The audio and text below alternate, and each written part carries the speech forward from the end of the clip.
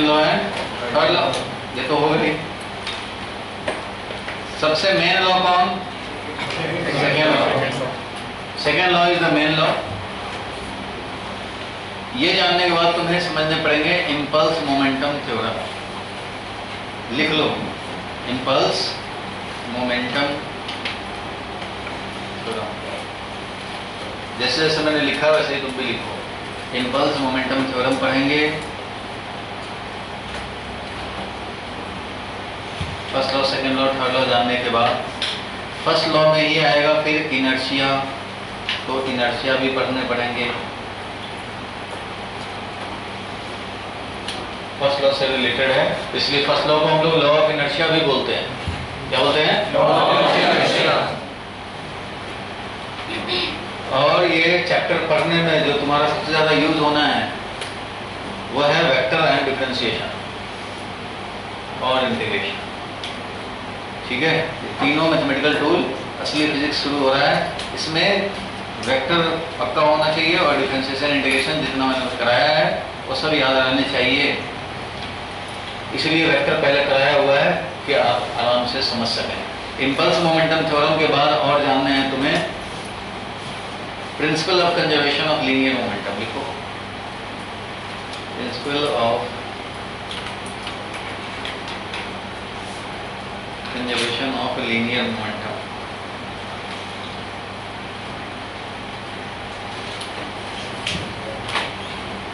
फिर जानने हैं तुम्हें frame, inertial non inertial frame. Last में पढ़ने हैं स्यूडो फोर्स, थोड़ा सा, हालांकि कुछ स्कूल वाले शॉर्टकट मार देते हैं, पढ़ते ही नहीं। फ्रेम एंड स्यूडो फोर्स दोनों को ही शॉर्टकट मार देते हैं। सेकेंड लॉ में ही सबसे ज्यादा टाइम लगेगा क्योंकि इसके न्यूमेरिकल में आता है concept of a pulley and फिर स्ट्रिंग रिलेटेड, स्ट्रिंग में टेंशन फोर्स, उनसे रिलेटेड कुछ न्यूमेरिकल आता है। सेकेंड लॉ में ही सबसे ज्यादा टाइम लगेगा और इसमें कम से कम टाइम लगेगा 3 घंटे तो लगेंगे, क्योंकि सेकेंड लॉ जो तुम्हारा मेन फॉर्म बनता है F is to M a, सुना होगा। सेकेंड लॉ वैसे है F is to D P by D t, लेकिन बाद में ये आ जाएगा तुम्हारे लिए useful F is to M a. ये F is to M a ही समझने में कम से कम 2-2.5 घंटे लगेंगे। इसको न्यूमेरिकल में यूज करना, इसी में आएगा, पुली स्ट्रिंग ये सब आएगा, इसको समझना पड़ेगा और इसको अप्लाई करने में इसी में मेन टाइम लगता है। इसमें मान लो आधा घंटा इसमें लगेंगे, 1 घंटा इसमें लगेगा, 3 घंटा इसमें लग गया, 1 आवर इसमें लगेंगे। Principal of conservation of linear momentum इसमें 2 आवर्स लगेंगे और फ्रेम एंड स्यूडो फोर्स इसमें भी मान लो 2 आवर्स लगेंगे। टोटल ऑलमोस्ट 9 आवर्स के आसपास लगने चाहिए, 9 आवर। और एक और चीज पढ़ना है, तुम्हारा लॉ ऑफ मोशन में ही इंक्लूडेड है फ्रिक्शन। जो फ्रिक्शन आया तो ये अलग से 3 घंटे और मांगता है, 2 घंटे कम से कम तो लगेंगे, 2 घंटे फ्रिक्शन, वो भी लॉ ऑफ मोशन में ही डाल दिया गया है। तो इतना पढ़ने हैं, ठीक है। स्टार्ट करेंगे किससे? सेकेंड लॉ से, फर्स्ट लॉ से नहीं। Second law is the main law, यहीं से स्टार्ट होगा, क्योंकि ये अगर समझ गए तो इसमें और इसमें ये सब इसी में है। Second law is the main law क्योंकि यही सेंट्रल कॉन्सेप्ट है, पूरे चैप्टर का सेंटर में समझ जाओ। यहाँ से उठा के इसको अगर हम लोग सेकेंड लॉ को यहाँ रख दें तो कोई प्रॉब्लम नहीं होगी और अच्छी बात यहाँ है समझो, क्योंकि इसी सेकंड लॉ से फर्स्ट लॉ आएगा, थर्ड लॉ आएगा, इंपल्स मोमेंटम थ्योरम आएगा, इसी से principal of conservation of linear momentum आएगा। इसी को अप्लाई करेंगे, इसी को अप्लाई करने स्यूडो फोर्स लगाएंगे। फ्रेम के बारे में न्यूटन्स लॉ इनर्शियल फ्रेम से वैलिड है, पता है ना। तो 2 टाइप के फ्रेम होते हैं, कौन कौन? Inertial and non inertial. Inertial frame से ही न्यूटन्स लॉ वैलिड होते हैं। इसके बारे में और डिस्कस करेंगे जब स्यूडो फोर्स और फ्रेम की बात होगी, उस टाइम पे देखेंगे, ठीक है। सबसे पहले आ जाए, हम लोग स्टार्ट करते हैं जिसमें सेकंड लॉ मेन होगा पहले। तो उसके पहले कुछ इंट्रोडक्टरी टर्म है, पार्टिकल डायनेमिक्स। जो अब तक हम लोगों ने पढ़ा 1D मोशन या 2D मोशन, जो काइनेमेटिक्स में पढ़ते हो वो था kinematics, study of motion without any reason, reason ही नहीं करते, याद होगा। दो पार्ट होता था मैकेनिक्स का, एक था काइनेमेटिक्स और दूसरा क्या था, डायनामिक्स। मैकेनिक्स के दो part, kinematics and dynamics. Dynamics में क्या करते हैं भाई, स्टडी ऑफ मोशन दोनों में होता है, लेकिन इधर विदाउट रीजन, इधर क्या है, विद रीजन, यानी कि इधर फोर्स एनालिसिस होगा, फोर्स एनालिसिस होगा, टॉर्क एनालिसिस होगा। जब रोटेशनल डायनामिक्स पढ़ेंगे तो टॉर्क एनालिसिस भी होगा। मीन्स यहाँ पे लिख लो स्टडी ऑफ मोशन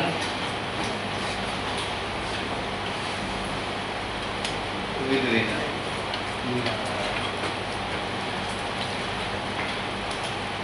और पार्टिकल डायनामिक्स का मतलब है कि बॉडी का शेप और साइज को छोड़ो, सबको पार्टिकल समझो। बॉडी का शेप और साइज छोड़ेंगे, यानी कि क्यूब को थ्रो करें या स्फेयर को थ्रो करें या डंडे को थ्रो कर दें, रेंज निकालने हैं, तीनों को पार्टिकल समझा जाए। शेप साइज को इग्नोर करते हैं, सबको, सारे बॉडी को पार्टिकल समझते हैं। ऐसा डायनामिक्स पढ़ने जा रहे हैं, तो particle dynamics.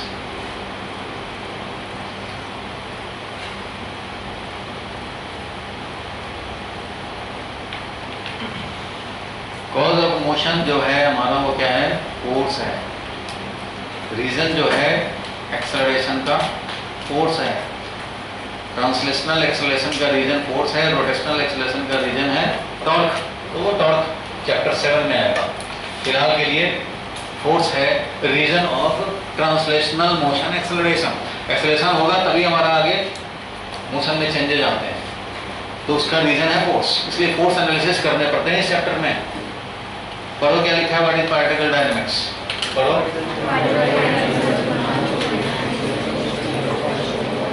In which is we study motion of particle of a body, particle or a body, particle or a body, particle of a body नहीं, particle or पब्लिक डाल के a body by studying the cause of motion।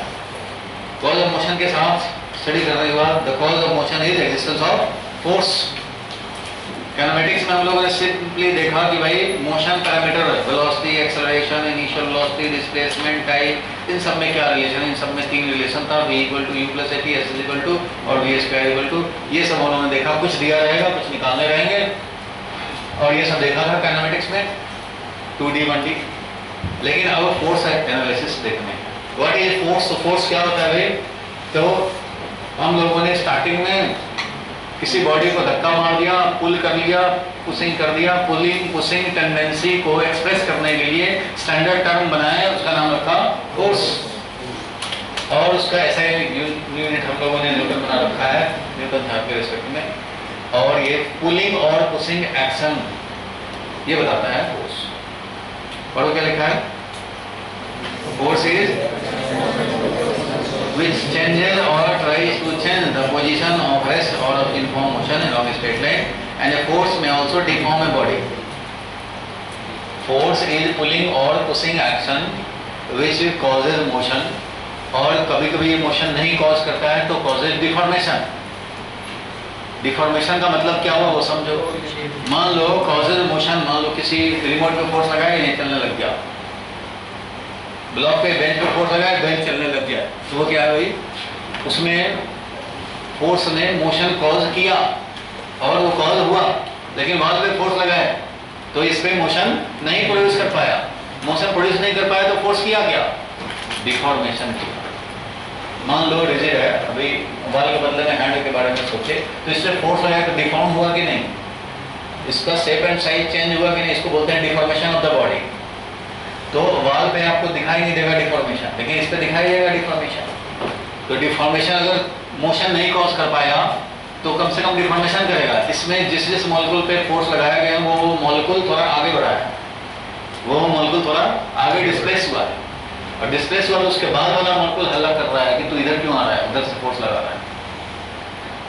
ये मान लो last जो point है हमारे hand का, इधर वाले से हम लोग फोर्स लगा रहे हैं कि हैंड, मान लो इधर से हम लोग फोर्स लगा रहे हैं इस पे कि तू हैंड वाल में चला जा, लेकिन नहीं जा पा रहा है। क्यों, इधर से फोर्स 5 न्यूटन लगा रहे हैं कि तू भाई यहाँ पे क्यों है, वाल में चला जा।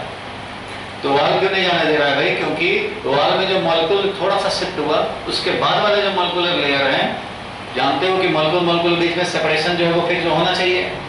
अगर कम करोगे सेपरेशन तो इधर वाला उस पर पुशिंग फोर्स लगाना शुरू कर देगा। तो तुमने इधर फोर्स लगाया, ये डिफॉर्म हुआ, इसके मॉलिक्यूल्स कुछ शिफ्ट हुए, तो उधर वाले मॉलिक्यूल फोर्स लगाएंगे और वही फोर्स ट्रांसमिट होकर हमारे पे लग रहा है, जो कि ये लास्ट मॉलिक्यूल है, जो मॉलिक्यूल जिस पे फोर्स लगा है वो रुका हुआ है। क्यों? आगे क्यों नहीं बढ़ रहा? थोड़ा सा आगे बढ़ा, उसके बाद उधर वाले मॉलिक्यूल ने उतना ही फोर्स लगा दिया, वो आगे नहीं बढ़ रहा है। तो आखिर उधर वाले ने फोर्स इन लास्ट मॉलिक्यूल पे, जिस पे हमने फोर्स लगाया, उसके उधर वाले मॉलिक्यूल उस पे फोर्स लगाए हैं, तभी हमारे फोर्स लगाने के बाद भी वो आगे नहीं बढ़ रहा।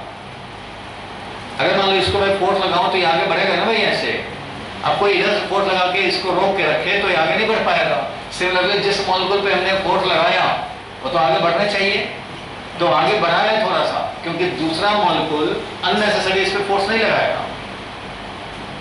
फॉर एग्जाम्पल मान लो ये है फर्स्ट मॉलिक्यूल, ये पूरा वाल है, ये क्या है? पूरा वाल है, इसमें मॉलिक्यूल्स हैं। मैंने इस वाले मॉलिक्यूल पे फोर्स लगाया ऐसे। अब वो क्या है, इक्वल सेपरेशन रखना चाहता है, जितना सेपरेशन है पहले से वही रखना चाहता है, तो क्या करेगा? धक्का मारेगा। अब मैंने फोर्स लगाया 10 न्यूटन, तो ये यहीं रह गया, अब थोड़ा सा डिस्प्लेस हो गया। क्यों? क्योंकि उधर से 10 डेवलप हो गया। तो 10 इस पे क्यों लगाया वो 10? क्योंकि इसका पोजीशन चेंज हुआ है, डिफॉर्मेशन हुआ है। Position change means deformation. So if any force अगर एक्सर्ट करके और मोशन नहीं कॉज कर रहा, तो इसका मतलब वो बॉडी में डिफॉर्मेशन कम से कम जरूर कर रहा है। इसलिए मोशन करा सकता है, कराने की कोशिश कर सकता है, कुछ ना हो तो डिफॉर्मेशन जरूर हो। ऐसा pulling pushing action is force. ज़्यादा इसका डिफाइन करने को नहीं आएगा। 7-8 क्लास में आता था what do you mean by force, तो फोर्स डिफाइन करना होता था, अभी नहीं आएगा। बस खाली ऐसे ही लिख लो, पुलिंग और पुशिंग एक्शन लिखो। पुलिंग और pushing action is force of a body on another body.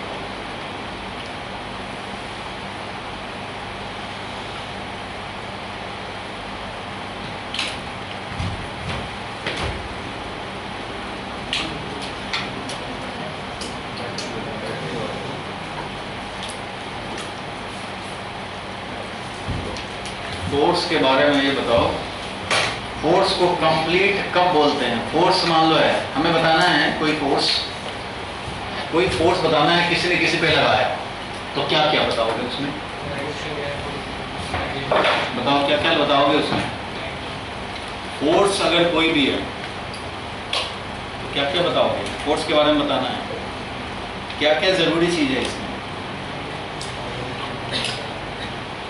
अगर कोई भी फोर्स को स्पेसिफाई करने हो तो क्या क्या रिक्वायर्ड है? फोर्स क्या है? वेक्टर है, वेक्टर है तो मैग्नीट्यूड और डायरेक्शन दोनों चाहिए। वेक्टर है तो मैग्नीट्यूड और डायरेक्शन दोनों चाहिए। दो चीज तो चाहिए, और चाहिए ये कि ये फोर्स किसने लगाया, किस पे लगाया, कितना वैल्यू का लगाया, किस डायरेक्शन में लगाया। जब तक ये चारों बात क्लियर नहीं है तब तक फोर्स कंप्लीटली स्पेसिफाइड नहीं हो सकता। इसलिए इसमें क्या क्या चाहिए स्पेसिफाई करने के लिए? वैल्यू यानी मैग्नीट्यूड, और क्या? डायरेक्शन, हु एक्सर्टेड, और लिखो on home the force is exerted. चारों बात में से एक भी मिसिंग है तो फोर्स कंप्लीटली स्पेसिफाइड नहीं है।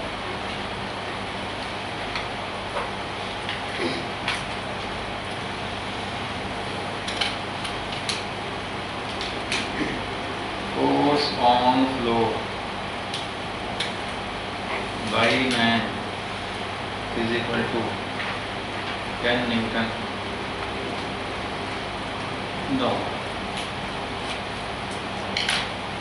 एक मैन फ्लोर पे खड़ा है तो force on floor by man is 10 newton in the downward direction.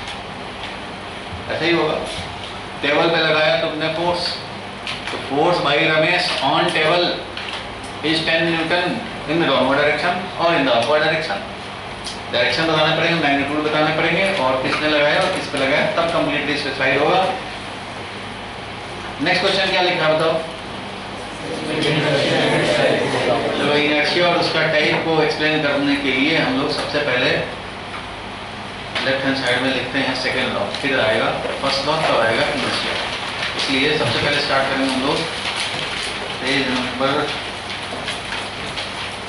3 में। पेज नंबर 3 के लेफ्ट हैंड साइड पे लिखो।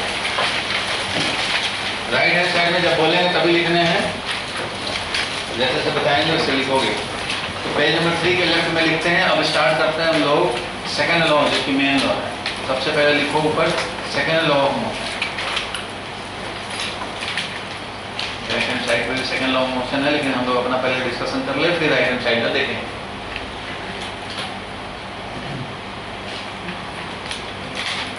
सेकेंड लॉ ऑफ मोशन जानने के लिए एक टर्म जानना होता है मोमेंटम। सबको पता होगा मोमेंटम क्या होता है भाई?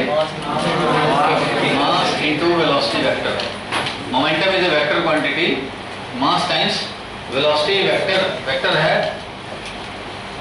अच्छा ये बताओ, वेलोसिटी बताता है मोशन के बारे में। मोशन को बताने वाला वेलोसिटी है। मोमेंटम क्या बताता है?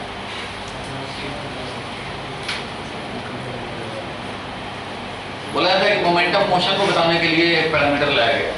भाई तो मोशन तो वेलोसिटी भी बताता है, एक्सेलरेशन भी आगे के वेलोसिटीज के बारे में बताता है, आगे वेलोसिटी कैसे चेंज होगा। भाई उधर से कोई लाइट स्विच जो है ना ऑन ऑफ करो से एक एक करके। देखो वेलोसिटी खुद ही मोशन बताता है। फिर ये मोमेंटम क्यों आया? मोमेंटम आया न्यू टर्म बन करके, ये है मेजर ऑफ मोशन। मोमेंटम क्या है? Amount of motion. मोशन कितना वो है मोमेंटम, फास्टनेस कितना वो है वेलोसिटी। दोनों एक चीज नहीं है, दोनों अलग अलग चीज है। भले ही ऐसा लगता हो कि दोनों को मोशन ही बता रहा है, कम मोशन कम वेलोसिटी, ज्यादा मोशन ज्यादा वेलोसिटी, ऐसा नहीं है। ध्यान से समझना, मोशन कम है या ज्यादा है कौन बताएगा? वो मोमेंटम बताएगा। फास्ट है स्लो है वो वेलोसिटी बताएगा। और मोशन और वेलोसिटी दोनों अलग अलग चीज है भाई।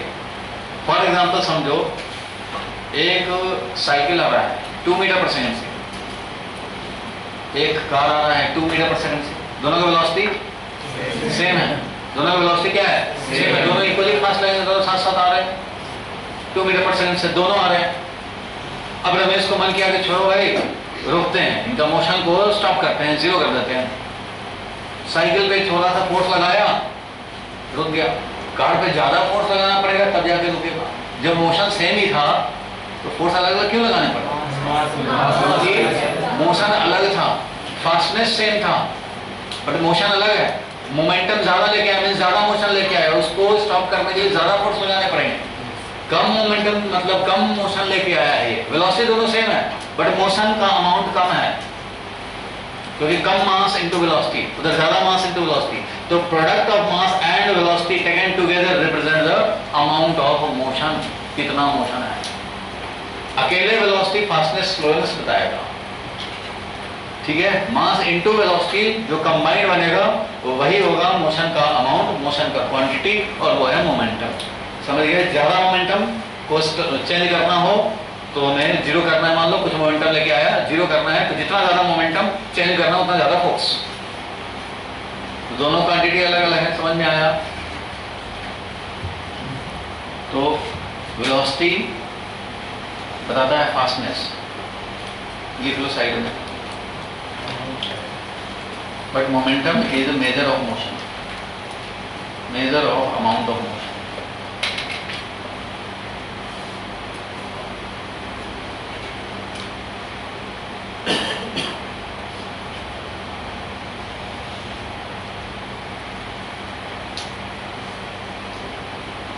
सेम वेलोसिटी होकर के भी अलग अलग मोशन हो सकता है,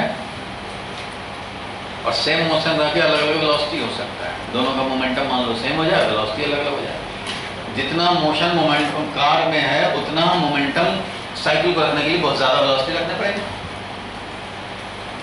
नहीं, जितना मोशन कार में है, यानी कि मोमेंटम जितना कार में है उतना मोशन या उतना मोमेंटम साइकिल को रखने के लिए मास कम है तो वेलोसिटी ज्यादा करने पड़ेंगे, तब जाके उतना मोशन आए। चलो कोई बात नहीं है, टर्म तो समझ गए। इसलिए एक्स्ट्रा टर्म की जरूरत पड़ा हमें। स्टैंडर्ड टर्म मोमेंटम नहीं लाते हम लोग, अगर फास्टनेस से काम चल जाता, खाली उससे काम नहीं चलेगा।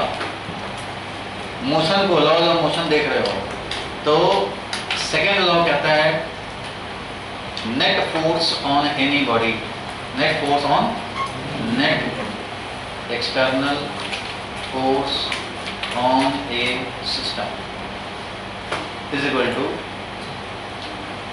Rate of change of momentum of the system. जो मेन है वो लिख रहा हूँ, rate of change of momentum यानी कि dp by dt is the net force. F is equal to dp by dt, लोग शॉर्टकट में से याद रखते हैं, लेकिन ये F क्या है लिखो मत भाई पहला। F is equal to dp by dt लिखते हैं, लेकिन ये F क्या है, तो F को समझना है, ये है नेट फोर्स, वो भी एक्सटर्नल। जितने एक्सटर्नल, दो तरह के फोर्स होते हैं, external force, internal force. Internal count नहीं करना है, एक्सटर्नल काउंट करना है।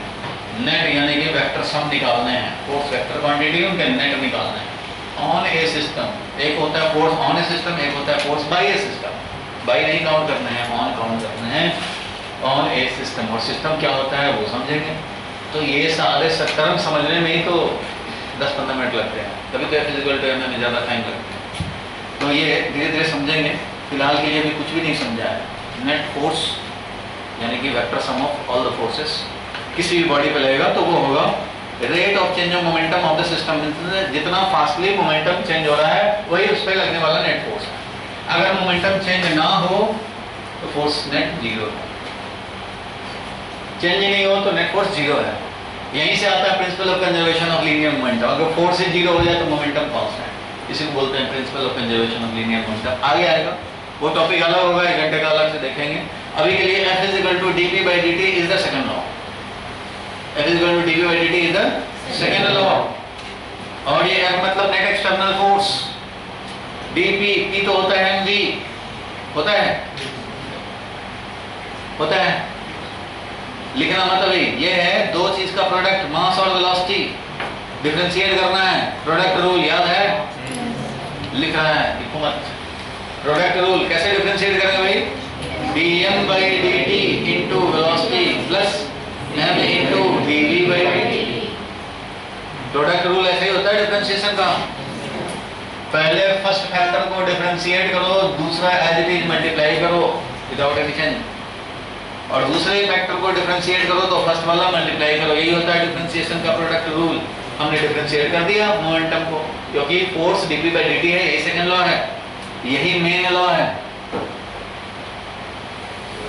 और जो हम लोग पढ़ते हैं, जिस मासेस के बारे में पढ़ रहे हैं, ब्लॉक है, साइकिल है, कार है, उसका मास को क्या समझते हैं, कांस्टेंट। मास को क्या समझते हैं हम लोग, कांस्टेंट। यही आपको पढ़ना है, आपको पढ़ना है कांस्टेंट मास सिस्टम ही। ऐसा नहीं पढ़ना है कि कार जा रहा है, उसका पेट्रोल धीरे धीरे कम होता जा रहा है तो मास वेरी कर रहा हो, वो भी काउंट करो। ये नहीं कि रमेश जा रहा है, उसका बाल तो टाइम के साथ बढ़ता जा रहा है तो वो भी काउंट करो। ये नहीं बोला जा रहा है, लेंथ बढ़ता है ना, मूंछ भी आ जाता है रमेश को, तो भाई वेट तो बढ़ेगा ना कुछ, तो वो इग्नोर करना है। मीन्स मास कांस्टेंट हमें क्लासिकल फिजिक्स में 11th-12th फिजिक्स में पढ़ने हैं। इसलिए मास अगर कांस्टेंट तो dm by dt zero, dm by dt zero हो गया, 0 into velocity plus m into dv by dt acceleration. तो फोर्स हो गया कितना, मास इनटू एक्सेलरेशन, लेकिन किसके लिए, और कांस्टेंट मास सिस्टम। आपको इसी का पढ़ना है वो अलग बात है, लेकिन ये सेकंड लॉ नहीं, सेकंड लॉ का ये स्पेशल केस है। आपके लिए ये सेकंड लॉ हो गया वो अलग चीज है, बट दिस इज नॉट। ये 99% केस में चलिए आपके लिए काम करेगा। रॉकेट जा रहा है, रॉकेट में से निकलता जा रहा है, उसका मास धीरे धीरे कम होता जा रहा है, तो उन सब में काउंट करने पड़ते हैं। रॉकेट प्रोपल्सन पहले टॉपिक था सिलेबस में, अब नहीं, अब हटा दिया गया, एंट्रेंस और सीबीएसई सबसे हटा दिया गया। तो कांस्टेंट मास सिस्टम ही आपको जानने हैं। तो फॉर कांस्टेंट मास सिस्टम हम लोग का second law is converted into F is equal to ma। लेकिन असली में जो रिलेटिव में जो सेकेंड लॉ है F is equal to dp by dt। समझ गए, लिख लो।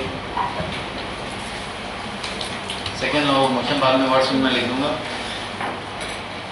लिख दें, लिखो ऊपर ही लिखो। Time rate of change of momentum, time rate of change of momentum of a body or system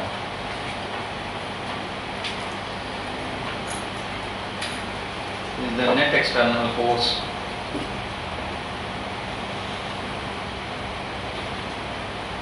acting on the system.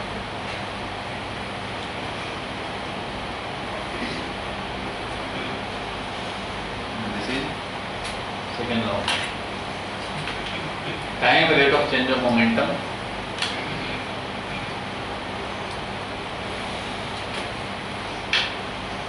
of a body or system is the net external force acting on the system or body. That is, F net on a system is dP by dt.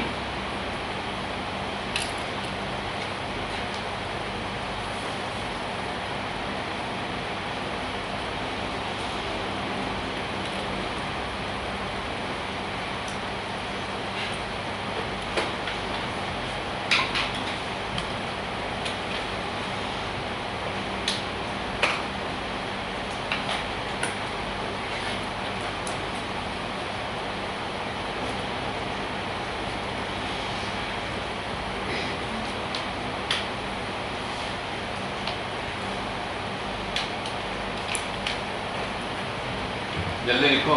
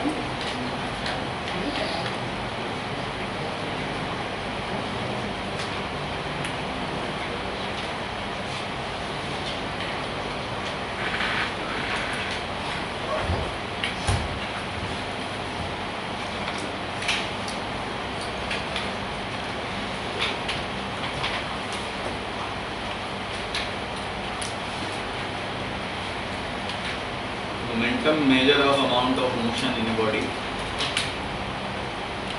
Momentum है measure of motion. Velocity है fastness और slow, कितना slow है कितना fast है वो बताएगा.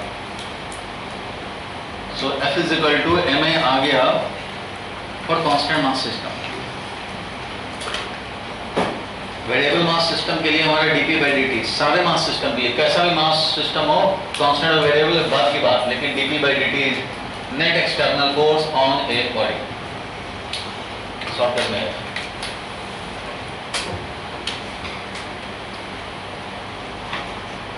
अब देखो ये सेकंड लॉ तो हो गया. इसका हम लोग सेकंड लॉ का स्टेटमेंट जो तुम पढ़ते थे 9th 10th में वही पढ़ते थे. If net external force acts on a body, it will produce acceleration, and the direction of acceleration is in the direction of force, and the value of acceleration will be force divided by mass. नीचे आएगा acceleration in a body is produced in the direction of net force, and the value of acceleration is 1 upon m times net force on the body. अब इसको जैसे भी आप बोलना चाहो, आप लोग स्टेटमेंट याद करते थे 9th क्लास में. F is equal to ma भी बोलते हैं या ऐसे भी बोलते हैं. If a net external force acts on a system, then it will produce acceleration whose value will be force upon mass, and direction of acceleration is in the direction of net force. ऐसा ही कुछ बोलते हो आप second law. लेकिन अब के लिए आपके लिए सेकंड लॉ है The time rate of change of momentum of a system is the net external force acting on the system. That is F is equal to dp by dt. क्या लिखेंगे? F equal to ये है, और for constant mass system क्या हो जाएगा? F is equal to, और vector जो पढ़ा है उस हिसाब से हम लोग समझ रहे हैं कि ये पॉजिटिव मास है, पॉजिटिव स्केलर है। स्केलर से मल्टीप्लाई या डिवाइड करने से डायरेक्शन चेंज नहीं होता पॉजिटिव स्केलर से। अगर निगेटिव होता तो डायरेक्शन रिवर्स हो जाता। मास पॉजिटिव है इसलिए इन दोनों का एक्सीलरेशन क्या होगा? दोनों का डायरेक्शन क्या होगा? सेम होगा। इसलिए यहां से हम लोग बोल सकते हैं acceleration is in the direction of force, यानी नेट एक्सटर्नल फोर्स। और वैल्यू तो ये है, एक्सेलरेशन का value is equal to force net का वैल्यू डिवाइडेड बाय मास। कुछ नहीं बोला जाए तो ये है net external force on the body. ठीक है, तो ये वेक्टर का इक्वेशन है। वेक्टर का इक्वेशन अपने आप ही बता रहे हैं दोनों का डायरेक्शन सेम रहेगा, और रिलेशन मैग्नीट्यूड में क्या होगा वो भी बता रहे हैं। सब कुछ बता रहा है, आपको वर्ड्स में लिखने की या बोलने की जरूरत ही नहीं। ये तो वेक्टर का पावर है। एक एक सेंटेंस, दो सेंटेंस, तीन सेंटेंस को एक छोटा सा इक्वेशन में बता दें। अब देखो मैथमेटिकली इक्वेशन में देखो, फोर्स सेकंड लॉ हमारा बता दिया, force equal to D P D D. इसको वर्ड्स में बोलते रहो, समझते रहो, कांस्टेंट मास सिस्टम के लिए ये होगा, उसके लिए होगा, सब कुछ ये अकेले स्टेटमेंट बता रहा है। अब देखो इसी में छुपा हुआ है फर्स्ट लॉ। अभी इसका और एक्सप्लेनेशन हम लोग देखेंगे और इसका न्यूमेरिकल हम लोग अप्लाई करेंगे, लेकिन उसके लिए 2 घंटा अलग चाहिए। फिलहाल के लिए वही पर्पस था हम लोगों का कि सेकंड लॉ जाने और फिर फर्स्ट लॉ और थर्ड लॉ उसको भी पहचाने। पहले इंट्रोडक्टरी बात हो रही है, ठीक है। फिर F इक्वल टू m पकड़ेंगे और नेट क्या होता है, एक्सटर्नल क्या होता है, ऑन क्या होता है, वो देखेंगे। अब यहाँ पे हम लोगों को क्वेश्चन आता है, लिखो obtain first law from second law.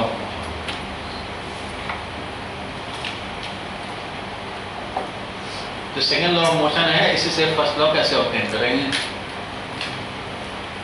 आपको बोला गया ना कि सेंट्रल कॉन्सेप्ट क्या है, सेकेंड लॉ ऑफ मोशन। तो भाई उससे फर्स्ट लॉ कैसे ऑब्टेन करें, थर्ड लॉ कैसे ऑब्टेन करें, बाकी जो 2 और कॉन्सेप्ट है वो कैसे, प्रिंसिपल कैसे हम लोग देखेंगे। तो देखो यहाँ पे सेकेंड लॉ ऑफ मोशन से फर्स्ट लॉ कैसे ऑब्टेन कर सकते हैं। फर्स्ट लॉ सबको याद होगा, क्या होता है फर्स्ट लॉ भाई बोल। An object in motion will remain in motion and An object in motion will remain in motion. An object at rest will remain at rest unless an external force is acted on it. unless Unless an external force acts on it. external force acts on it. यही है ना, अच्छे समझते हो ना, खूब अच्छे से, कोई मिसिंग नहीं होना चाहिए। चलो कोई बात नहीं है। F is equal to D P by D T second law कहता है, और यही बन जाता है F is equal to M A for constant mass system. याद रखना, ये बार बार लिखने की जरूरत ना हो, कॉन्स्टेंट मास सिस्टम के लिए ही ये वैलिड है। और कोई पूछे अगर तो F is equal to M A मत बोलना सेकेंड लॉ। सेकेंड लॉ तुम बोलना F is equal to time rate of change of linear momentum D P by D T. चलो ये आया, लिखना बंद रखोगे। समझे हम लोग फर्स्ट लॉ कैसे है इसमें। तो फर्स्ट लॉ कैसे है, तो देखो भाई F इज इक्वल टू जब एम ए है तो यहां से हम लोग बोल सकते हैं कि इफ नेट एक्सटर्नल फोर्स अगर 0 हो, net external force on a system अगर क्या हो, 0 हो, देन एक्सेलरेशन भी 0 होगा। If net external force on a system is 0, कोई सिस्टम है जिसका कुछ ना कुछ तो मास होगा भाई, सिस्टम का मास तो है। अगर नेट एक्सटर्नल फोर्स 0 हो तो एक्सेलरेशन क्या, 0, और एक्सेलरेशन 0 होगा। If net external force is 0 then net acceleration भी 0 होगा। और 0 एक्सेलरेशन होने का मतलब क्या है, if net force is 0 then acceleration is 0, it means velocity is constant, क्योंकि एक्सेलरेशन होता है क्या, dv by dt, इसलिए वेलोसिटी क्या होगा, कांस्टेंट। वेलोसिटी होगा कांस्टेंट, और वेलोसिटी कांस्टेंट का मतलब क्या हुआ, वेलोसिटी कांस्टेंट का मतलब हुआ कि if v initially t equal to 0 पे अगर हमारा 0 हो, then at any time velocity will remain 0। And अगर हमारा वेलोसिटी इनिशियली नॉन जीरो हो, then at any time velocity वही हो जो इनिशियली था।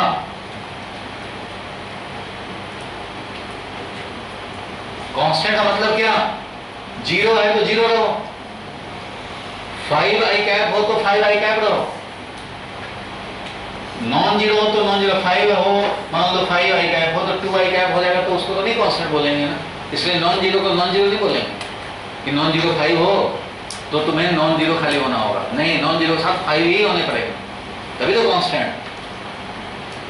अगर हमारा इनिशियली जीरो है तो जीरो ही रहो, और इनिशियली अगर नॉन जीरो है तो किसी भी टाइम पे उतना ही रहो जितना इनिशियली थे।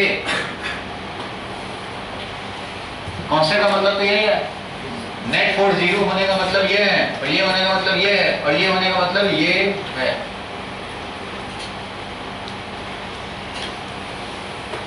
यहां देखो, a body at rest, a body initially at rest will remain all the time at rest, will remain all the time at rest, and a body initially in motion will remain in motion with the same velocity, in the same direction, the same velocity. कब तक? जब तक net external force zero है तब तक। जब ये है तो ये है, तो ये है तो ये है। It means any body at rest will remain at rest, and a body in motion will remain in motion with the same velocity in the same direction. ठीक है? So long as net external force on the system is zero, that is unless and until it is acted upon, जब तक इस पे net external force zero से अलग ना हो तब तक ये रहेगा। जब अलग हो जाएगा तब ये डिस्टर्ब हो जाएगा। लेकिन जब तक नेट एक्सटर्नल फोर्स जीरो है, दैट इज जब तक इस पे कोई नेट एक्सटर्नल फोर्स नहीं लगा हो, तब तक ये body at rest will remain at rest, and body in motion will remain in motion in the same direction with the same velocity. अब फिर से वही सेंटेंस बोला था फर्स्ट लॉ के लिए, और आप लोग करेक्शन करेंगे इसमें अगर कुछ है तो। An object at rest will remain An at object rest. at rest will remain At rest. And an object in motion will remain in motion in the same direction until and unless an external force acts on it. यही था ना, यही बोला था। Unless and until external force acts on it. इसमें modification थोड़ा चाहिए। तो बोला है बॉडी रेस्ट में रहेगा तो रेस्ट में, and the body in motion will remain in motion in the same direction with the same velocity, मतलब वही वेलोसिटी भी सेम, डायरेक्शन भी same, unless it is acted upon, क्या बोला था, unless it is acted upon by external force. तो उसके पहले नेट लगाओ। नेट आप नहीं लगाते हैं, आप बोल देते, छोड़ देते हैं, आप नेट वाला काम नहीं लगाते हैं, और 9th क्लास में स्कूल में लोग करवाते नहीं हैं। Unless it is acted upon by net external force. मान लो इस रिमोट पे, ये जो रिमोट है नहीं रखा हुआ है, एक्सटर्नल फोर्स लगाया, दो एक्सटर्नल फोर्स लगाया, 5 न्यूटन इधर से 5 न्यूटन इधर से, मोशन नहीं हुआ, एक्सटर्नल फोर्स लग तो रहा है, नेट नहीं लगा, net external force is zero. तो एक्सटर्नल फोर्स लग जाए, खाली ये जरूरी नहीं है नेट होना चाहिए, एक्सटर्नल फोर्स तो 4 लग जाए, लेकिन उसका नेट नहीं रहे तो एक्सेलरेशन चेंज नहीं होगा, वेलोसिटी चेंज नहीं होगा। तो खाली आप बोल देते हो unless it is acted upon by some external force, तो सम एक्सटर्नल फोर्स नहीं, some net external force. External force तो 4 लग गए चलो, लेकिन नेट जीरो है। इस पे इधर से भी रमेश ने फोर्स लगाया, सुरेश ने इधर से भी लगाया, दोनों लगाया, नेट जीरो है, तो क्या इसका वेलोसिटी चेंज हो जाएगा? नहीं चेंज होगा, जीरो तो जीरो ही रह जाएगा। So unless it is acted upon by some net external force, net चाहिए। इसलिए बार बार बोल रहा हूँ कि ये क्या है, net external force on a body है, नेट है। खाली एक ही रहता, चलो एक ही फोर्स, तो वही नेट हो जाता। लेकिन आपको जो बोला गया है कि unless it is acted upon by some force, तो उसमें मीनिंग है by some net external force.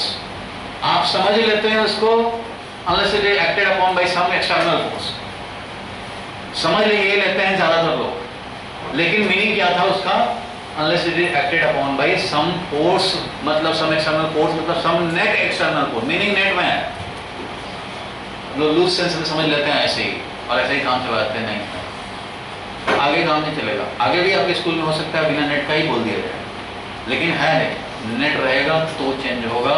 Net अगर एक्सटर्नल फोर्स रहेगा तो ये सब चेंज हो जाएगा, नेट नहीं रहेगा तो चेंज नहीं होगा। खाली एक्सटर्नल फोर्स नहीं, एक्सटर्नल तो चार भी हो सकते हैं। समझ गए? यही तो फर्स्ट लॉ, देखो सेकंड लॉ में ही छुपा हुआ है फर्स्ट लॉ, यही तो है फर्स्ट लॉ। ये तो कह रहा है कि जब तक नेट एक्सटर्नल फोर्स जीरो होगा तब तक ये होगा, यानी body at rest will remain at rest and body in motion will remain in motion with the same velocity in the same direction unless it is acted upon by some net external force और so long as net external force is zero. देखिए आप लिख लो, that is the body at rest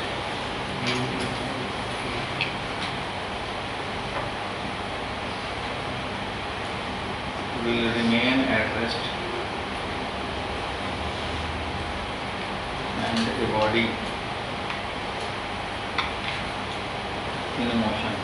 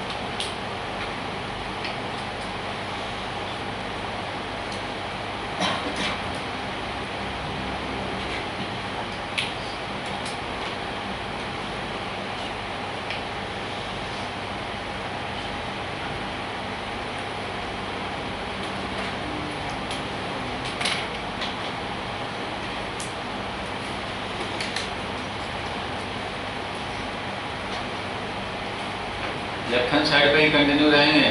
page भर जाए तो next page पे left hand side.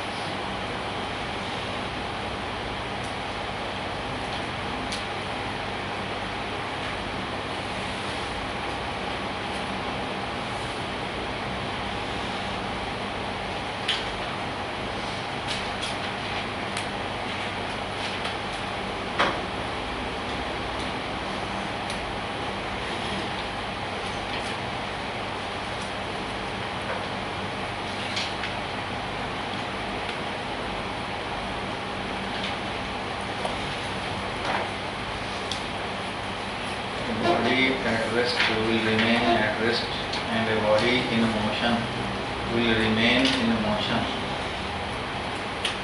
with the same velocity in the same direction unless it is acted upon by some net external force।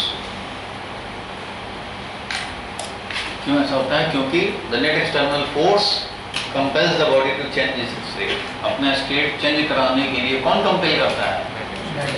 Net external force. वो होगा तो मजबूरी है, उस कंडीशन में बेचारा स्टेट चेंज कर लेगा। वैसे चाहता नहीं है, वैसे चाहता नहीं है, और इस प्रॉपर्टी को इनर्शिया बोलते हैं। इसलिए first law is also known as law of inertia. चलो लिख लो, इसके बाद हम लोग इनर्शिया पे डिस्कस करें। ये तो पता लगा ना कि सेकंड लॉ में ही फर्स्ट लॉ छुपा हुआ है। वैसे ही थर्ड लॉ भी इसमें छुपा हुआ है। थर्ड लॉ भी दिखेगा, इसी से प्रूव कर लेंगे हम लोग। Principal of conservation of linear momentum भी लाएंगे इसी से, इंपल्स मोमेंटम थ्योरम भी लाएंगे इसी से, सब इसी से आने हैं। इसमें क्या पता लगा भाई? तो इसमें ये पता लगा कि कोई भी बॉडी में रेस्ट में रहना चाह रहा है। लिख तो लिए सारे लोग, ब्रेक करने वाले हैं 2 मिनट में, 4 मिनट में। अभी समझ लो ध्यान से, कोई बॉडी जो रेस्ट में था वो चाहता था कि रेस्ट में रहे, बॉडी मोशन में है तो सेम मोशन कंटिन्यू करें, लेकिन कंपेल करेगा ये। जब तक कंपेल करने वाला जो फोर्स एक्सटर्नल नेट नहीं है तब तक ये चलता रहेगा। जैसे ही कोई नेट एक्सटर्नल फोर्स आया तो ये चेंज होने लग जाएंगे, मोशन चेंज होने लग जाएगा। It means the net external force compels the body to change its state of rest और स्टेट ऑफ मोशन। 2 तरह का स्टेट होता है, स्टेट ऑफ रेस्ट और स्टेट ऑफ मोशन। ये अपना स्टेट में ही रहना चाहता था, लेकिन इसको चाह जो है ना वो ज्यादा टाइम तक नहीं रहेगा। जब तक ये 0 है तब तक ये अपना जो चाह रहा है वही करता रहे। तो जैसे ही नेट एक्सटर्नल फोर्स आया इसको चेंज करने पड़ेंगे। इसलिए इस लॉ से ये पता लगता है कि नेट एक्सटर्नल फोर्स होगा तब ये चेंज होगा, नहीं है तो नहीं चेंज होगा। इसका मतलब अपने आप नहीं होगा, अपने आप नहीं होता स्टेट में चेंज। और यही प्रॉपर्टी हर सॉलिड में है। और इस प्रॉपर्टी को क्या बोला? इनर्शिया। इनर्शिया क्या? इनर्शिया का मतलब क्या होता है? आलसपन। इनर्शिया मीन्स आलसपन, आलसी रहता है हर बॉडी। आप चाहते हो कि बैठ गए तो बैठे ही रहें, अब कोई खड़ा ना कर दे। सोए तो सोए ही रहे, जो जिस कंडीशन में वैसे ही रहे। कोई क्यों बोलता है पढ़ने के लिए? ऐसे ही पड़े हुए हैं, सोफा बैठे हुए हैं तो अच्छा लग रहा है। तो ये क्या है? आलसपन। तो आलसपन खाली इंसानों में होता है ऐसा नहीं है, सब में होता है। और जो नॉन लिविंग उसमें भी आलसपन है, वो अपने आप नहीं चेंज करेगा। एक्सटर्नल कॉज होगा, नेट एक्सटर्नल फोर्स लगेगा तब चेंज करेगा, ये अपने आप नहीं करेगा। तो जो बॉडी में आलसपन है ना वो इनर्शिया है property. Tendency to retain the same state of rest और मोशन। टेंडेंसी हर बॉडी में है, जिसका ज्यादा मास उसमें ज्यादा टेंडेंसी रिटेन करने का। साइकिल रखा हुआ है, कार रखा हुआ है, दोनों रेस्ट में है, चाहता है दोनों रेस्ट में रहे। जब तक मजबूरी नहीं होगा अपना स्टेट ऑफ रेस्ट चेंज नहीं करेगा। साइकिल को बोलोगे साइकिल क्यों रेस्ट में हो भाई? बोला कि नहीं रेस्ट में थे, अच्छा ही तो है, ठीक है। आप बोलोगे नहीं रेस्ट में अच्छा नहीं लगता, साइकिल मतलब चलता रहे। तो आपने उस पर फोर्स लगाया, फोर्स लगाओ तब मैं स्टेट चेंज करूंगा रेस्ट का। तो तुमने छोटा सा फोर्स लगाया, उसने चेंज कर लिया, क्योंकि उसमें अपोजिशन ज्यादा नहीं था। और ट्रक है बैठा हुआ, उसको बोलोगे ट्रक चलता हुआ अच्छा लगता है, तो बोलेगा हाँ अच्छा तो लगता है, लेकिन बैठा हुआ तो बैठने दो। तो आप बोलोगे नहीं फोर्स लगा देते हैं, चलो ठीक है लगाओ तो भाई छोटे मोटे फोर्स में हिलूंगा ही नहीं। बड़ा फोर्स लाओ, क्योंकि हमारे में इनर्शिया ज्यादा है, मैं तो भाई ऐसे ही रहूंगा बैठे हुए। जब बहुत मजबूरी होगी छोटे मोटे मच्छर काटने से थोड़ी भाग जाऊंगा मैं। बहुत मजबूरी होगी, उतना फोर्स लगाओगे तो फिर ठीक है, देखा जाएगा उस समय चल पड़ेंगे। इसलिए ज्यादा मास, ज्यादा रिटेन करने का टेंडेंसी, ज्यादा इनर्शिया प्रॉपर्टी। इसलिए इनर्शिया का मेजर क्या है? मास। इनर्शिया का मेजर क्या है? मास। और इनर्शिया खुद क्या है? Tendency to retain the same state, tendency not to change the state of rest और स्टेट ऑफ मोशन। नहीं चेंज करना चाहते, आलसपन। समझ गए? तो इसलिए फर्स्ट लॉ को हम लोग लॉ ऑफ इनर्शिया भी बोलते हैं। तो लिखो, इसी के आगे कंटिन्यू करो।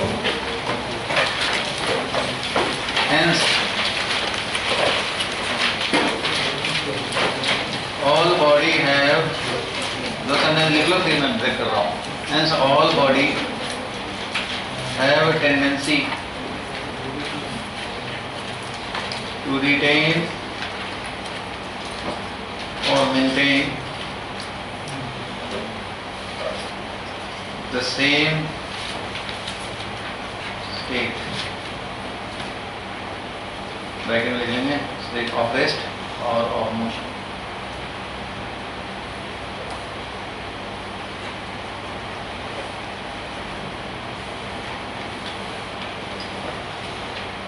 This property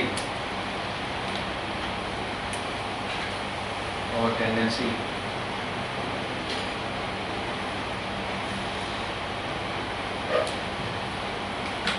to retain the state, to retain its state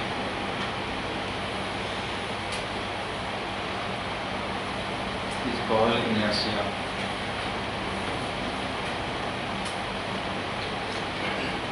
Particular mass is the measure of inertia.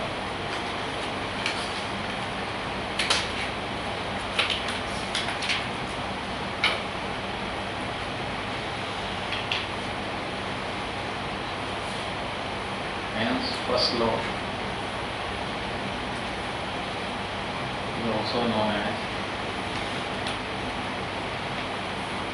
law of inertia.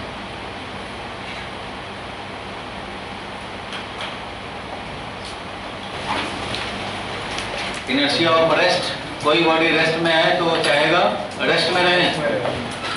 बस में है खड़े, चाहते हैं रेस्ट में ही रहे, बैठ जा भाई, खड़े हैं ऐसे ही, सडनली चल पड़े तो क्या होगा? बॉडी तो रेस्ट में था, रेस्ट में रहना चाहता है, लेकिन जो फ्लोर के कांटेक्ट में था, पैर का लोअर पोर्शन वो जो इसके कांटेक्ट में था, बस सडनली चल पड़े या मेट्रो में खड़ा है, मेट्रो सडनली चल पड़े तो क्या होगा? लोअर पोर्शन तो उसके कांटेक्ट में था, वो भी चल पड़ेगा, लेकिन बॉडी का अपर पार्ट क्या होगा? वो तो रेस्ट में ही रहना चाहता है, वहीं के वहीं रहना चाहता है, और पैर आगे भाग गया तो क्या होगा? बैकवर्ड में अनबैलेंस क्रिएट होगा और बैकवर्ड में फॉल करेंगे। पैर लेके कोई आगे भाग गया, मान लो कि कारपेट पे खड़े हो और कोई कारपेट उधर से पुल कर ले सडनली तो क्या होगा? उसके कॉन्टेक्ट में जो है वो पोर्शन आगे आएगा, बॉडी वहीं रहना चाहता है, इसलिए क्या होगा? गिर जाएंगे। कैसे गिरेंगे? आराम से कैसे गिरेंगे? और इनर्शिया ऑफ मोशन क्या होता है कि भाई पहले से मोशन है तो मोशन में ही रहना चाहेंगे। इनर्शिया ऑफ मोशन तो बस में जा रहे हैं, मोशन में है, मेट्रो में जा रहे हैं, मोशन में है, और ब्रेक लग जाए तो बॉडी का जो अपर पोर्शन है वो मोशन कंटिन्यू करना चाहता है, lower portion due to contact उस पर फ्रिक्शन लगा, फ्रिक्शन ऊपर थोड़े लगा, फ्रिक्शन तो सूज पे लगा नीचे, और उसने उसको रिटार्ड करा दिया। बॉडी तो हमारा वैसे ही उतनी वेलोसिटी में चलना चाह रहा है, इधर नीचे वाला पोर्शन रिटार्ड हो गया तो उसका वेलोसिटी डाउन हो गया। सबका वेलोसिटी पहले 50 था और सडनली लोअर पोर्शन का वेलोसिटी 40 हो जाए और ऊपर वाले का 50, तो जब ऐसा होगा कि ऊपर वाले का 50 का 50 रहे और नीचे वाले का 40 हो जाए तो ये क्या होगा? ऐसे फॉल करेगा, फॉरवर्ड में गिरेंगे। ऐसा ही होता है इनर्शिया ऑफ मोशन। एक इनर्शिया ऑफ डायरेक्शन भी होता है, जिस डायरेक्शन में जा रहे हैं चाहते हैं उसी डायरेक्शन में रहें। कार से जा रहे हैं, बैठे हुए हैं, नॉर्थ की तरफ जा रहे हैं तो ठीक है भाई, नॉर्थ की तरफ जाते रहें। 40 मीटर पर सेकंड जा रहे हैं, 40 मीटर पर सेकंड से नॉर्थ की तरफ ही जाते रहें। अब 40 तो 40 है स्पीड, ऐसे स्टीयरिंग कर दिया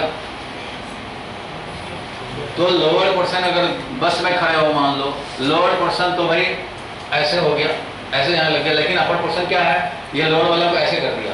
अपर पोर्शन तो इसी डायरेक्शन में जाना चाहेगा जैसे जा रहा था, और ऐसे जा रहा था और ऐसे कर दिया इसको, तो ये तो ऐसे ही जाना चाहेगा ऊपर, अपर वाला पोर्शन उसी डायरेक्शन को मेंटेन करना चाहेगा, और इसके चलते ये सेंटर जब सर्कुलर मोशन करेंगे तो ये बाहर की तरफ गिर जाएगा। तो इनर्शिया ऑफ डायरेक्शन है, डायरेक्शन मेंटेन करने का टेंडेंसी। ठीक है, ये सब इनर्शिया है। और अब हम लोग देखें कि थर्ड लॉ कैसे है। थर्ड लॉ बताओ क्या होता था? जो कॉन्फिडेंस है वो बोले एक, ये पहले आप बोलो।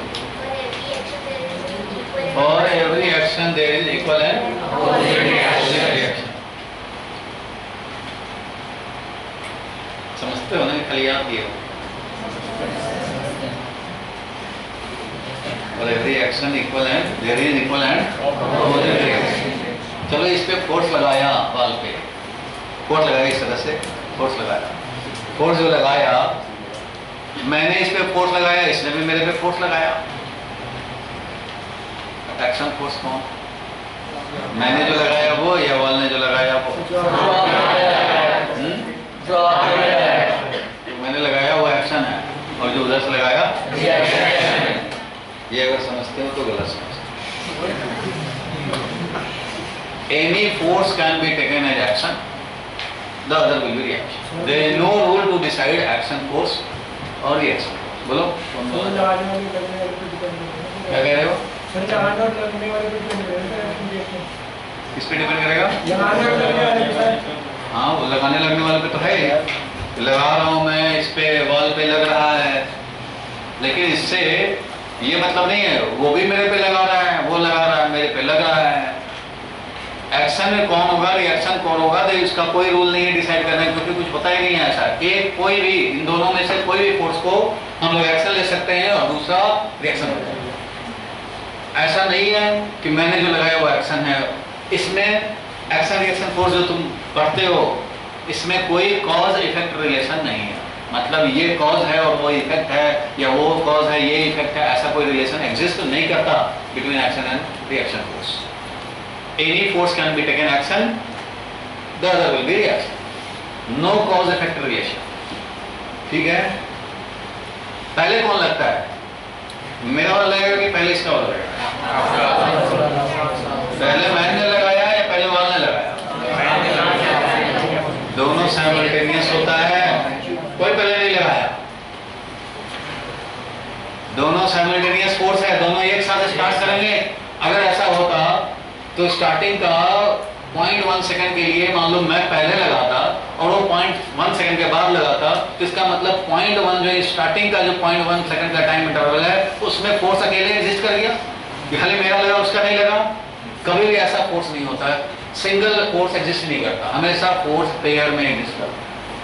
हमेशा फोर्स पेयर में एग्जिस्ट करता है. कभी ऐसा हो ही नहीं सकता कि एक फोर्स लगाए दूसरा ना लगाए. एक्शन रिएक्शन पेयर सुना है ना? सारे फोर्स एक्शन रिएक्शन फोर्स ही है. ऐसा हो ही नहीं सकता कि एक लगाया और दूसरा ना लगाए. इसलिए both forces are simultaneous force. First second ऐसा नहीं होता, पहले बाद नहीं होता, कॉज इफेक्ट रिलेशन नहीं होता. दोनों एक साथ लगेंगे, एक साथ खत्म हो जाएगा. ठीक है. कोई भी एक एक्शन बनेगा दूसरा रिएक्शन बनेगा. ठीक है. और दोनों दो डिफरेंट बॉडी पे काम करेंगे. एक चीज और है इसमें, अगर एक्शन और रिएक्शन फोर्स, एक क्वेश्चन पूछा था इसमें, if action and reaction force are equal and opposite, why not they cancel each other?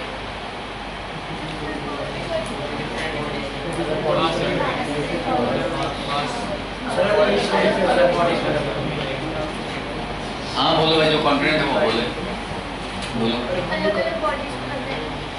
अलग अलग बॉडी पे लग रहे हैं इसलिए. ये बात तो ठीक है, दोनों डिफरेंट बॉडी पे लग रहे हैं. देखो उससे क्या होगा? अलग अलग बॉडी पे लग रहे हैं भाई. एक एक्शन मान लो वाल वाला पे जो लग रहा है उसका एक्शन बोले, जो मैन पे लगे वो रिएक्शन फोर्स है. अगर तो दोनों अलग अलग बॉडी पे लगे, लेकिन उससे क्या, उससे कैंसिल क्यों नहीं हो सकता? आपने जैसे बॉल पे लगाया तो वो फोर्स बॉल पे लगेगा, उसको आगे पुश करने की टेंडेंसी होगी. और बॉल जो आप पे रिएक्शन लगाएगा उससे आपके पीछे आने की टेंडेंसी होगी. इसलिए हम कैंसिल आउट नहीं कर सकते. तो कैंसिल कब कर सकते हैं? एक ही बॉडी पे लगेगा. और ये तो बात ठीक है, इसमें तो पकड़ लिया. कैंसिलेशन का क्वेश्चन अराइज ही होता है तब जब एक ही बॉडी पे दो इक्वल एंड अपोजिट फोर्स लगे, तब कैंसिल होने का क्वेश्चन अराइज होता है. जब दो डिफरेंट बॉडी पे लग रहे हैं, there is no question of cancellation. Ramesh ने सुरेश ने लड़ाई हो गई, रमेश ने सुरेश पे लगाया, सुरेश ने रमेश पे लगाया, तो कैंसिल नहीं हो जाएगा. क्योंकि रमेश ने सुरेश को मारा, उससे उसका नाक टूट गया, इससे इसका कान टूट गया, कैंसिल नहीं हो जाएंगे. भाई तुमने भी लगाया मैंने भी लगाया, कैंसिल नहीं होगा. भले ही नॉर्मल लैंग्वेज में कैंसिल हो जाए, चल भाई दोनों का हो गया, तुमने भी कर दिया, वैसे कॉम्प्रोमाइज हो जाए. लेकिन फिजिक्स नहीं मानता, वो कैंसिल नहीं होगा. क्योंकि आपने जो उस पर लगाया फोर्स, उसका इफेक्ट उसको भोगना पड़ेंगे, उसको देखने पड़ेंगे, उसको बैलेंस करने पड़ेंगे, उसको उसका इफेक्ट देखने पड़ेंगे. और उसने जो इस पे लगाया ये इसका अलग देखेगा. तो इसमें कैंसिल नहीं होगा. जब एक ही बॉडी पे दो इक्वल एंड अपोजिट फोर्स लगेंगे तो वो कैंसिल हो जाएगा, नेट एक्सेलरेशन कुछ नहीं होगा. लेकिन जब दो डिफरेंट बॉडी पे लग रहे हैं तो question of cancellation does not arise. तो ये पूछना ही बेकार है, कैंसिल क्यों नहीं होगा. ठीक है. Action reaction force exist in pair are simultaneous force. There is no cause effect relation, both act on two different body, hence there is no question of cancellation. Force on one due to two, force on one due to two will be equal and opposite of force on two due to one. ये है third law का statement. Force on body number one due to body number two is equal and opposite of force on body number two due to body number one. ये अकेले क्या क्या बता रहा है? दोनों फोर्स इक्वल वैल्यू के होंगे, दोनों फोर्स डायरेक्शन में अपोजिट होंगे. एक 1 पे लगेगा, एक 2 पे लगेगा. 3 सेंटेंस तो बोल दिया अकेले. यही थर्ड लॉ का स्टेटमेंट है. Action reaction forces equal and opposite and they act on two different body, so there is no question of cancellation. चलो लिखो third law. F12 is minus of F21.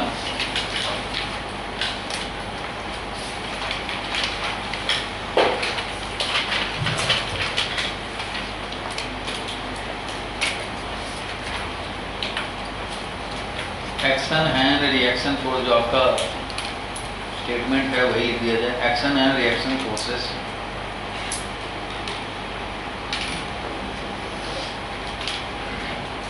Are equal and opposite.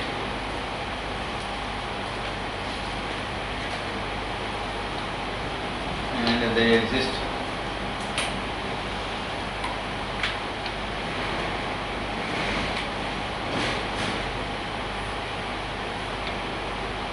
simultaneously।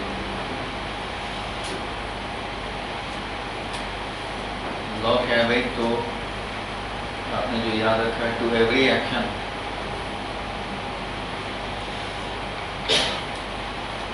There will be equal and opposite reaction force.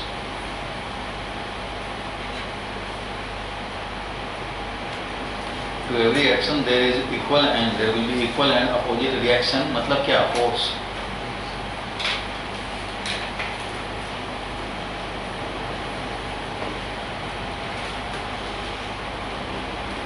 The action and reaction force, और लिखो इसके जो कुछ point, दो चार point जो हम लोगों ने देखा, नोटिस किया, वो भी जानने करेंगे।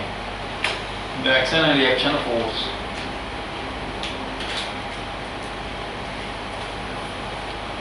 acts on two different bodies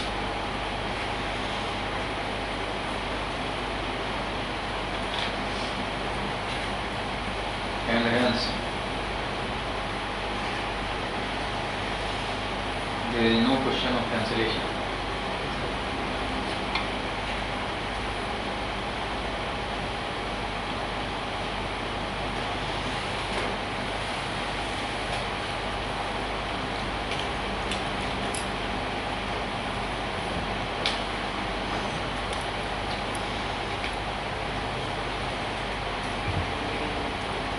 Every force in nature always exists in pair, always pair में exist करता है with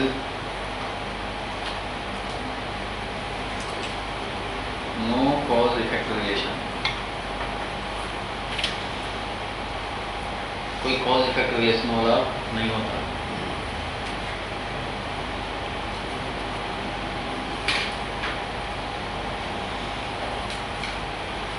साइमल्टेनियस तो लिख ही रखे हैं, साइमल्टेनियसली काम करता है, कोई कॉज इफेक्ट रिलेशन नहीं है। Any one can be taken action, any one force can be taken, लिखो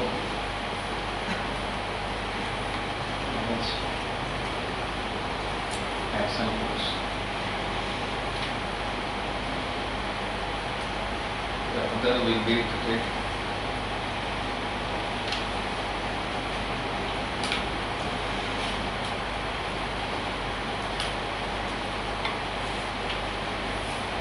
कोई कॉज इफेक्ट रिलेशन नहीं है।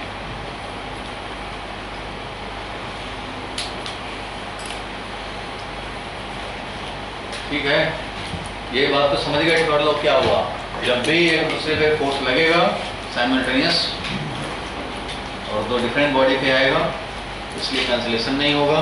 अब ये फर्स्ट लॉ से कैसे, ये सेकंड लॉ से कैसे हमारा फर्स्ट लॉ थर्ड लॉ है, ये देखना है।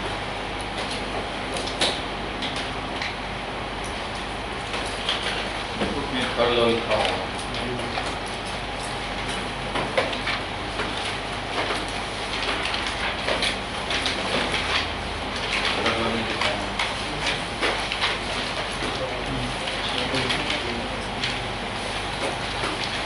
लेफ्ट हैंड साइड पे मैं प्रूव कर देता हूँ।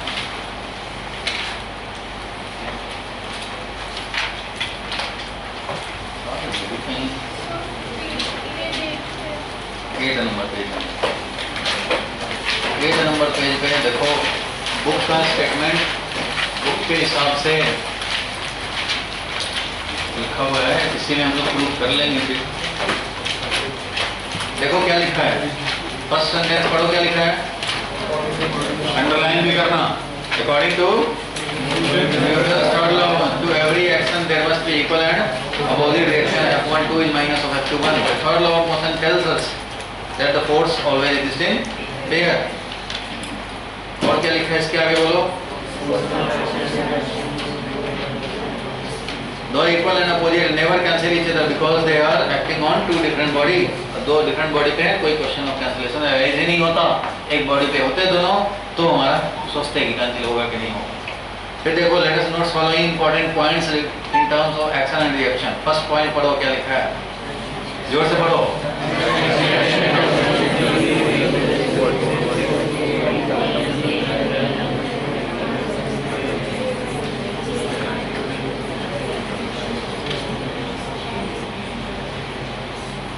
ठीक है, force and force A by B, force A by B, if A B considered action force, then the force will be reaction force. कोई रूल नहीं है, ठीक है, there is no rule to decide which is action. ये भी लिख लो side में यहाँ पे, no rule to decide which is action. ऐसा कोई डिसाइड होता ही नहीं है।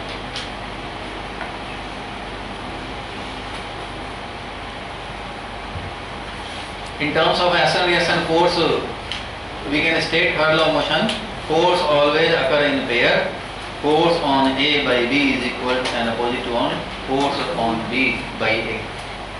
There is no cause-effect relation implied in the third law. Third law में कोई जो forces हैं वो कोई cause-effect relation नहीं है. The force on A and B and the force on B and A act at the same instant. Same instant पे काम करते हैं और same instant में बंद हो जाते हैं. एक्शन एंड रिएक्शन फोर्स पढ़ो आगे क्या लिखा है, not on the same body, F A B F B A are acting body A and body B, hence while considering the motion of one body only one of the two forces is relevant. इन दोनों में से किसी एक force पे ही हम लोग अगर वॉल का मोशन कंसीडर करोगे तो इस पे लगने वाला फोर्स देख रहे हैं, और मेरा मोशन कंसीडर करोगे तो मेरे पे लगने वाला फोर्स देख रहे हैं। मतलब जिस बॉडी पे देखते हैं, जिस बॉडी पे सेकंड लॉ अप्लाई करते हो, फोर्स एनालिसिस करते हो, उस बॉडी पर लगने वाला फोर्स देखते हैं। ध्यान से समझो, एक एक अगर सेंटेंस मिस हुआ ना तो फिर आगे फंस जाओगे। अब असली फिजिक्स यही है, यहीं से शुरू हो रहा है। मतलब दो बॉडी में एक दूसरे पे फोर्स लगाया, इसका कंसीडर करोगे तो इस पे लगने वाला फोर्स देखोगे, इसका कंसीडर करोगे मोशन या इस पे फोर्स एनालिसिस तो इस पर लगने वाला फोर्स देखोगे। इसलिए लिखा हुआ था F is equal to MA। F था net external force on a body, on not by. मैंने इसको मारा, उसने भी मेरे को मारा, लगा, उसका मोशन कंसीडर होगा तो उस पे लगने वाला फोर्स देखेंगे, मेरा मोशन कंसीडर होगा तो मेरे पे लगने वाला फोर्स देखेंगे। मीन्स एक्शन रिएक्शन से वन फोर्स ही एट ए टाइम रिलेवेंट होगा, दूसरा उस समय रिलेवेंट नहीं होगा। जिस पे एनालिसिस करने हैं फोर्स के, उस पर लगने वाला फोर्स देखने हैं, ऑन द सिस्टम देखने हैं, नॉट बाय द सिस्टम। अब बेंच का मोशन देखने हैं तो बेंच पर लगने वाला फोर्स देखोगे ना, यानी फ्लोर ने जो बेंच पे लगाया वो देखोगे, बेंच ने जो फ्लोर पे लगाया वो नहीं देखोगे। मैं इक्विलिब्रियम में क्यों खड़ा हूं भाई, क्योंकि मेरे पे तो वेट फोर्स लग रहा है ग्रेविटी का, और एक ये जो फ्लोर लगाना है वो लगा रहा है, तो 20 न्यूटन वेट तो 20 न्यूटन ये फ्लोर कैंसिल कर दिया, नेट फोर्स 0 इक्विलिब्रियम है, इक्विलिब्रियम। लेकिन मैंने जो फ्लोर पे लगाया, फ्लोर ने मेरे पे लगाया तो मैंने भी तो फ्लोर पे लगाया, वो नीचे नहीं जा रहा है, वो अपना इक्विलिब्रियम अपना किस तरह से किया होगा। लेकिन जब उसका मोशन कंसीडर करोगे तो मैंने जो लगाया वो काउंट होगा। मेरा मोशन जब होगा, इक्विलिब्रियम देखा जाएगा, फोर्स एनालिसिस देखा जाएगा, तो मैंने जो लगाया वो काउंट नहीं होगा, जो फ्लोर ने लगाया मेरे पे वो काउंट होगा। इसलिए सिस्टम पर लगने वाला फोर्स काउंट होता है, बाय द सिस्टम काउंट नहीं होता। इसलिए F का फुल फॉर्म में ये भी है, net external force on a system, on. ठीक है, इसलिए यहाँ पे लिखा हुआ only one of the two forces is relevant. And when we consider, पढ़ो आगे क्या लिखा है ये,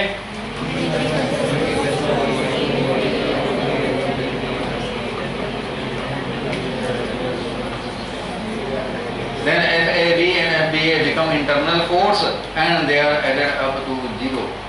मतलब कभी ऐसा भी होता है, आगे पढ़ेंगे न्यूमेरिकल में, कि ब्लॉक और मैन दोनों मिला के सिस्टम ले लिया। जब दोनों मिला के सिस्टम ले लिया, ब्लॉक प्लस मैन सिस्टम ले लिया, तो मैंने जो ब्लॉक पे लगाया और ब्लॉक ने जो मेरे पे लगाया वो इंटरनल फोर्स है, उसको काउंट नहीं करना। काउंट करोगे तो ये वाला फोर्स कैंसिल हो गया, दोनों तो उसी सिस्टम पे लगा है।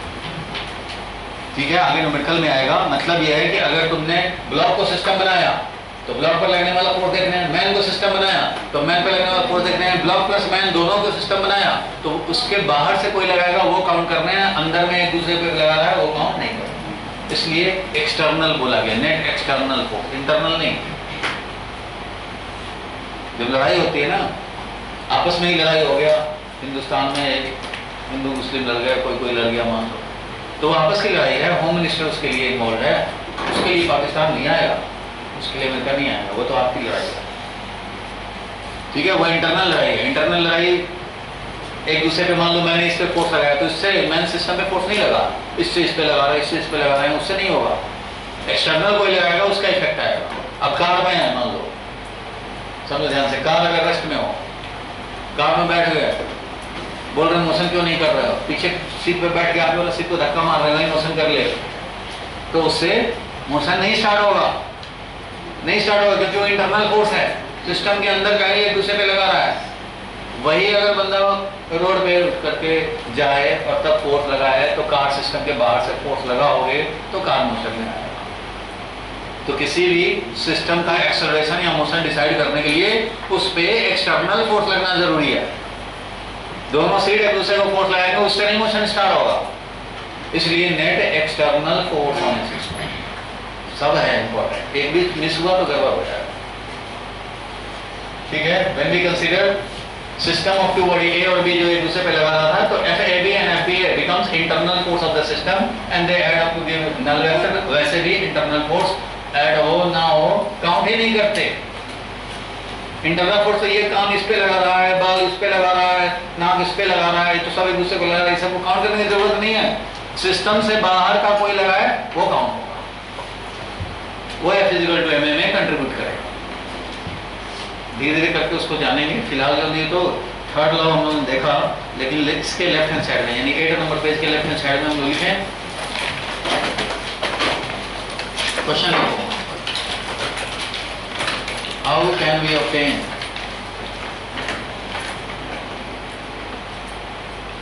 थर्ड लॉ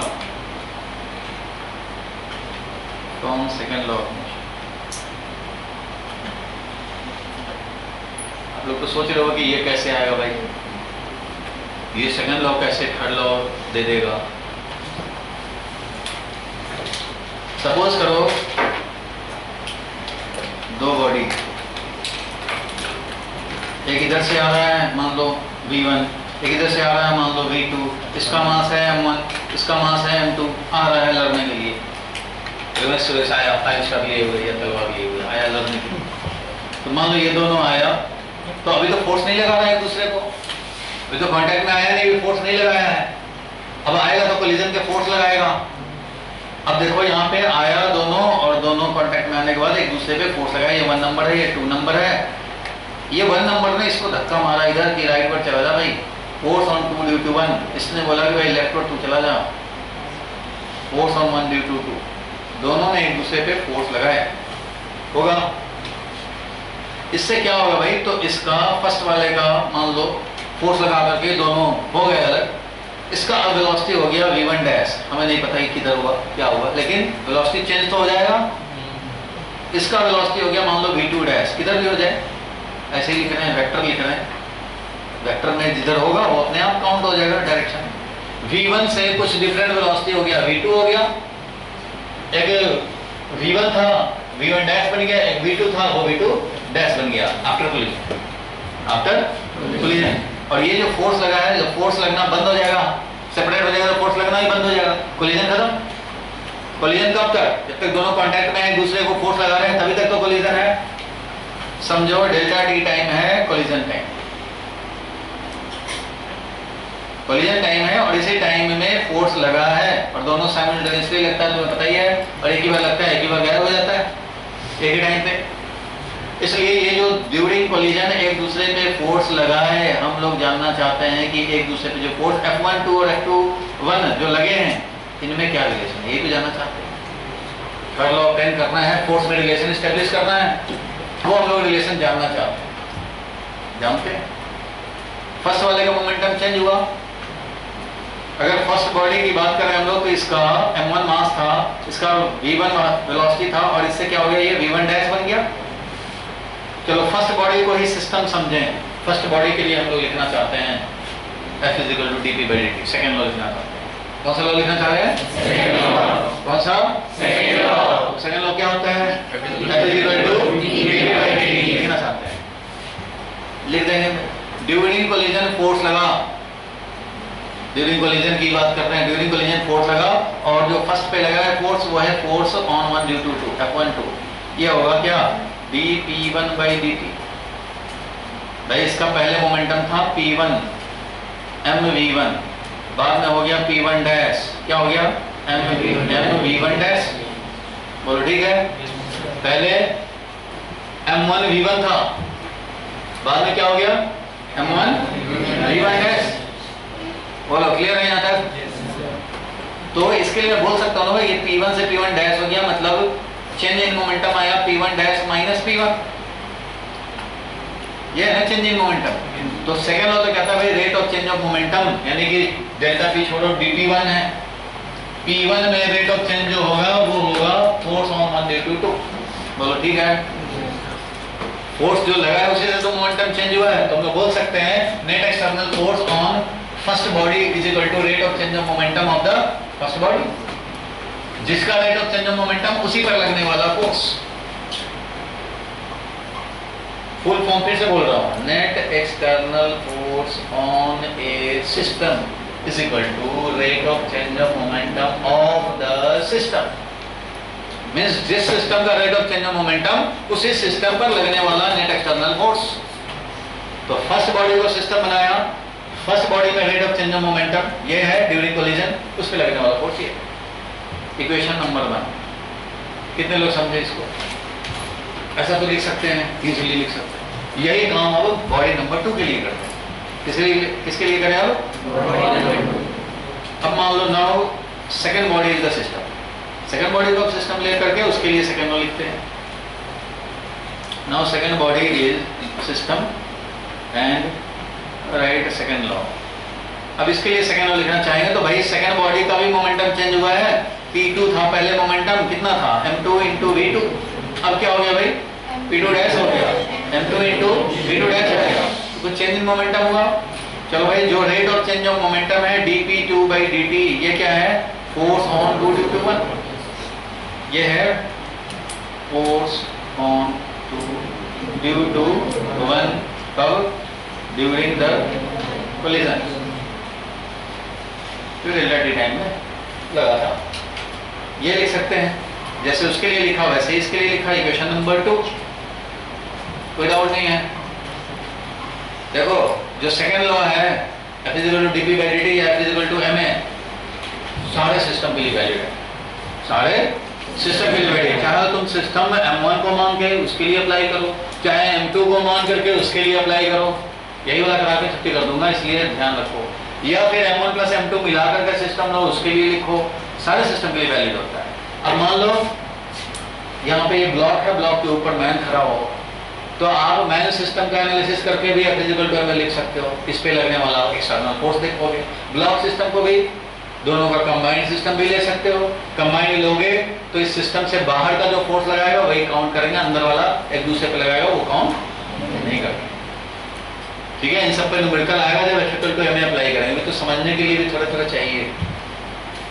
फर्स्ट के लिए लिखा, सेकंड बॉडी के लिए लिखा, अब लिखना चाह रहे हैं कंबाइंड बॉडी के लिए। Now for m1 + m2 system, now for m1 + m2 system, m1 + m2 system के लिए भी हम लोग सेकंड लॉ लिखेंगे। इसके लिए क्या लिखोगे, ये लिखेंगे नेट एक्सटर्नल फोर्स ऑन किस पे m1 + m2 सिस्टम पे = rate of change of momentum of the system.